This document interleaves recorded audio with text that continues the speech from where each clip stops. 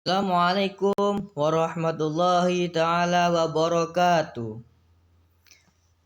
Kami akan mempresentasikan tentang sumber hukum Islam yang disepakati, yaitu Al-Quran dan Hadis. Kami dari kelompok 3, yaitu Adi Rifki Maulana, Amelia Nur Rahmah, dan Nur Rahmah Haida Safitri. Masuk ke dalam pengertiannya, Al-Quran ialah firman Allah yang diturunkan kepada Nabi Muhammad SAW secara berangsur-angsur melalui perantara malaikat Jibril sebagai pedoman hidup bagi umat manusia. Sedangkan hadis pengertiannya ialah apa yang diriwayatkan dari Nabi, baik berupa perkataan, perbuatan, ketetapan sifat jasmani ataupun sifat akhlak. Petunjuk dalam Al-Quran menurut Ali Syar'ati itu berupa 3 hal. Yang pertama yaitu petunjuk berupa doktrin atau pengetahuan tentang struktur kenyataan dan juga peran posisi manusia di dalamnya seperti apa, harus bagaimana. Contoh tentang petunjuk moral. Nah, bagaimana cara etos kehidupan yang bagus seperti apa? Etos kerja yang bagus dalam berbisnis atau dalam sebagai tolabul ilmi itu seperti apa, karakter yang bagus, sikap yang bagus. Nah, itu terdapat pengetahuannya di dalam Al-Quran. Dan juga hukum-hukum yang menjadi dasar syariat itu ada juga di dalam Al-Quran. Nah, ini menurut petunjuk yang pertama dari Ali Syar'ati. Dan yang kedua yaitu petunjuk yang terdapat dalam ringkasan manusia atau hikayat-hikayat cerita tentang kehidupan manusia yang dapat kita ambil hikmahnya. Contoh, cerita dari para raja. Ada Raja Namrud, Raja Abraha, kan? Ada juga Raja Fir'aun dan lain sebagainya. Dan juga orang-orang yang suci ataupun orang-orang yang bertakwa. Kan ada juga tuh tentang cerita dari Ashabul Kahfi, dan kemudian cerita para nabi dan juga kaum-kaum dan lain-lain. Dan kemudian yang ketiga yaitu petunjuk berupa mukjizat para nabi dan juga rasul. Seperti contoh terdapat dalam Al-Quran yaitu salah satunya mukjizat Nabi Musa yang dapat membelah lautan. Turunnya Al-Quran dibagi menjadi 2, yaitu 1. Fase Mekah. Pada fase Mekah, wahyu yang turun berhubungan dengan pembangunan ajaran-ajaran agama Islam. Fase Mekah bermula dari diangkatnya Nabi Muhammad menjadi Rasul dan umat Islam ke Madinah. Topik-topik yang turun berdasarkan masalah tauhid, eksistensi Allah, masalah ekstakologis, kisah-kisah umat terdahulu, sholat, dan tantangan bagi orang-orang kafir. Yang kedua, fase Madinah.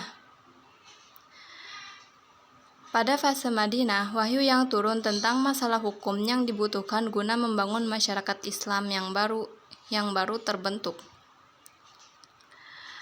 Fase Madinah bermula sejak awal Hijriyah hingga wafatnya Rasul. Selanjutnya,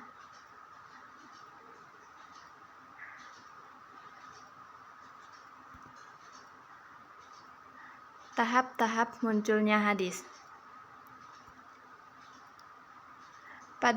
Pada masa Khalifah Utsman bin Affan, beliau mulai menyadari adanya sedikit perbedaan dalam pengucapan Al-Quran saat Islam berkembang dari Jazirah Arab ke Persia dan Afrika Utara.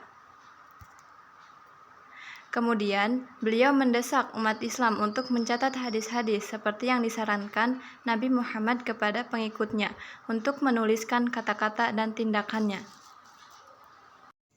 Selanjutnya yaitu penerapan Al-Quran dalam kehidupan sehari-hari. Al-Quran sebagai petunjuk bagi manusia.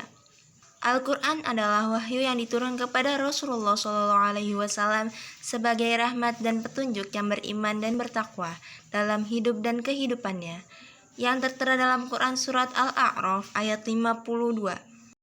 A'udzu billahi minasyaitonir rajim. Bismillahirrahmanirrahim. Walaqad ji'nahum bikitabin fassalnahu ala ilmin hudaw wa rahmah rahmatan liqaumi yu'minun. Yang artinya, sungguh kami telah mendatangkan kitab Al-Quran kepada mereka yang kami jelaskan atas dasar pengetahuan sebagai petunjuk dan rahmat bagi orang-orang yang beriman.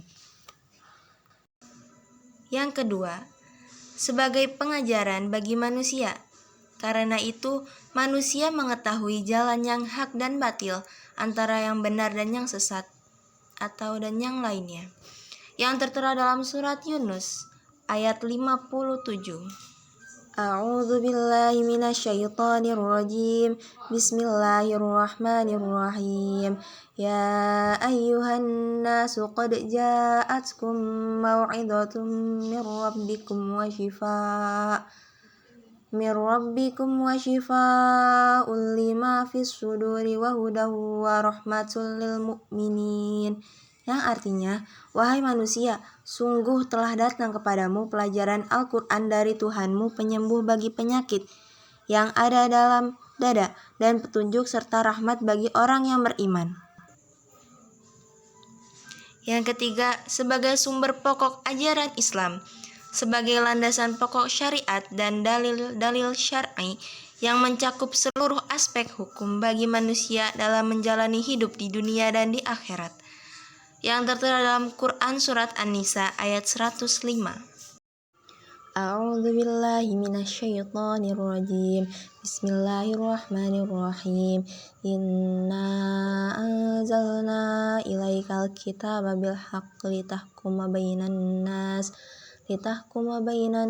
nasi bima arakallah wa la takul lil khainina khasima.